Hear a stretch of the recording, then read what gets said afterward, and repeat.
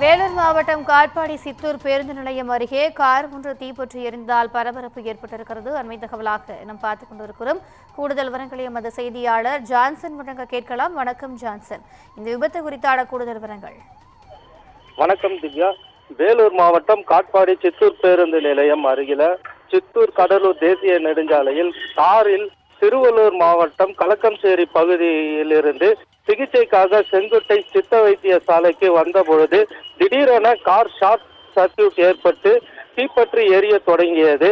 இதனை அறிந்து கொண்ட கார் ஓட்டுநர் ஸ்ரீதர் என்பவர் உடனடியாக காரில் இருந்து அதாவது ஓட்டுநர் மற்றும் சிகிச்சைக்காக வந்த அவரது தாயார் 3 பேரும் வெளியே வந்துள்ளனர். இதனால் அசம்பாவிதம் தவிர்க்கப்பட்டது. மேலும் கார் மலவளவென முழுவதும் தீப்பற்றி எரிந்தது.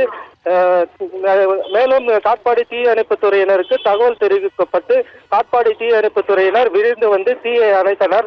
இதனால் அசம்பாவிதம் தவிர்க்கப்பட்டது.